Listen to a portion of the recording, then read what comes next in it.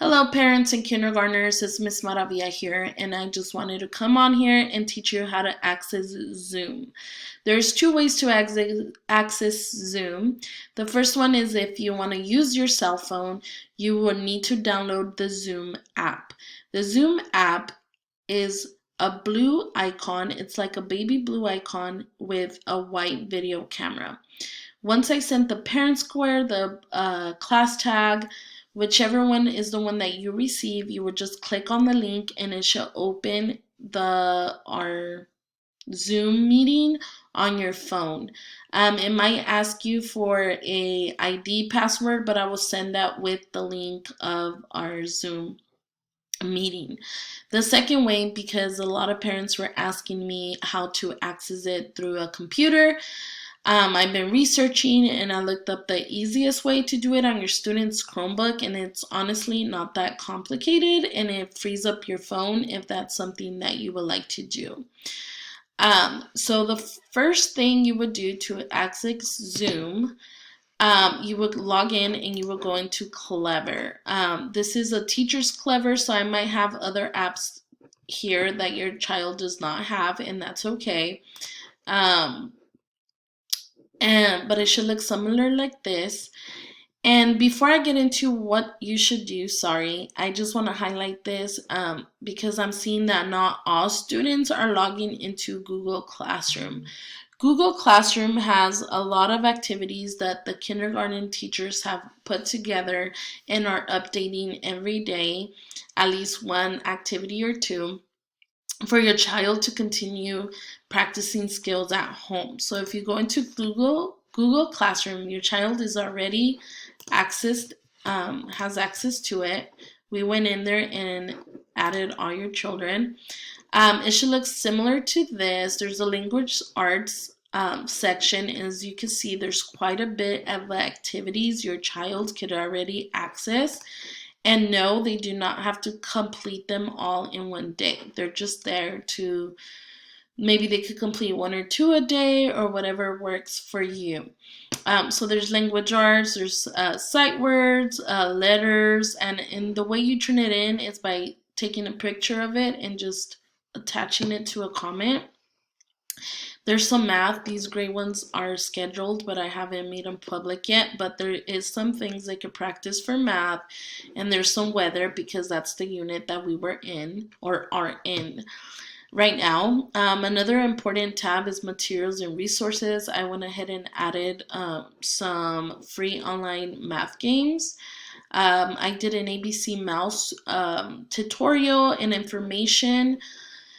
Right now, ABC Mouse is free for a month, and I think it's a great resource for your child to access. I know some parents say they already had it, and then some of you are not sure. You could check that out.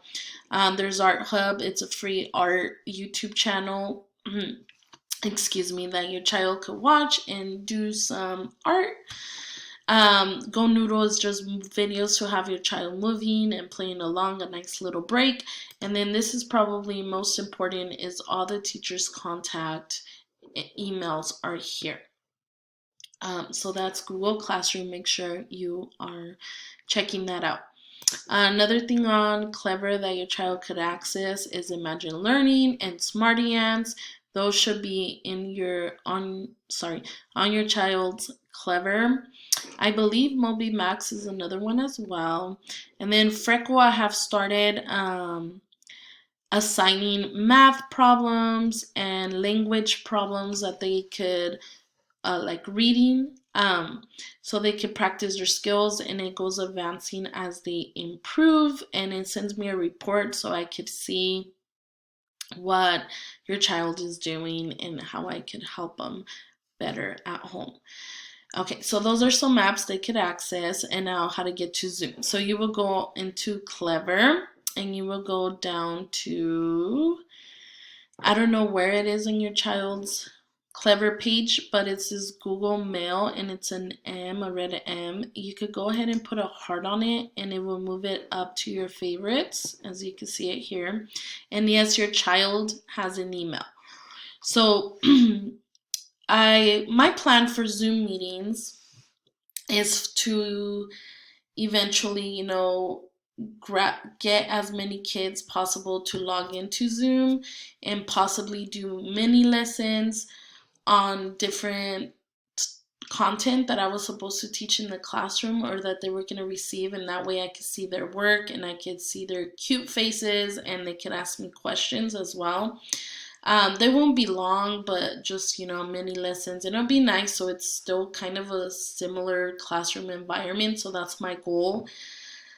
It's not required for you to do Zoom meetings, but it would be nice. And they get to see their classmates and see me. And they could talk to each other. And I think it would the next best thing to being in the classroom. So if it's possible, that would be great if you could log into Zoom.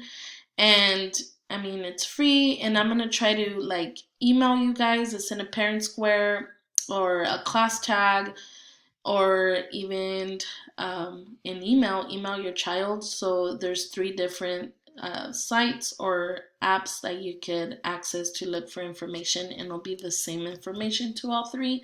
And I might send them the day before, the couple hours before, so you have a heads up. So anyway, so you go to Clever, you go to Gmail. They won't have as many emails as I do, obviously, but they will look for one that comes from me. You will click on Zoom, and then it will prompt you to open it. And then it says test your computer audio. You could do that. It'll be useful. It says waiting for host because I'm not logged on. I can't show you what to do with me being logged on because you can't see. But it's important once I accept your request to join our meeting, because it's going to be super safe, just us students and myself. Please have it use the microphone, the Chromebook microphone, and please give it access to the video camera. That way I can see and hear them. That was, I had an impromptu first meeting this morning, as you can see here.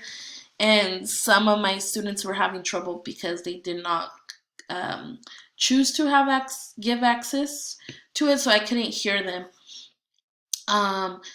So yeah, that's how you get into Zoom. It's super easy. Again, I will send the link to their emails and through Parent Square and Class Tag.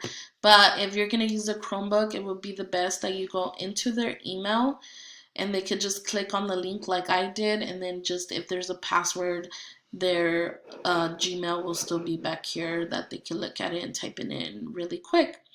And again, I'm sorry if you're getting both parent squares and class tags.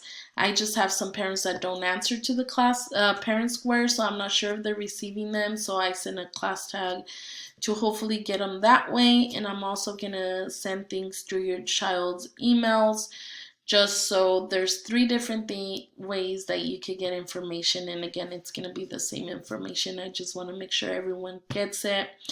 And if it's possible for your child to get into Zoom, it'll be great. I would love to see their faces, and I'm sure their peers will love to see their faces as well.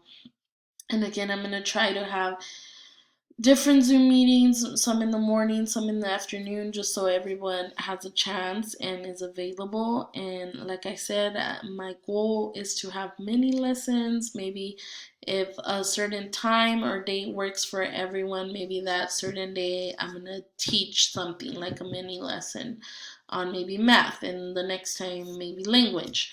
But that's just in the works right now. I'm just worried on everyone just getting on and just saying hello and making sure they know how to get into that. I just want to say thank you to the parents that have been emailing me, trying to figure out how to do things, to students that are logging on and doing their work.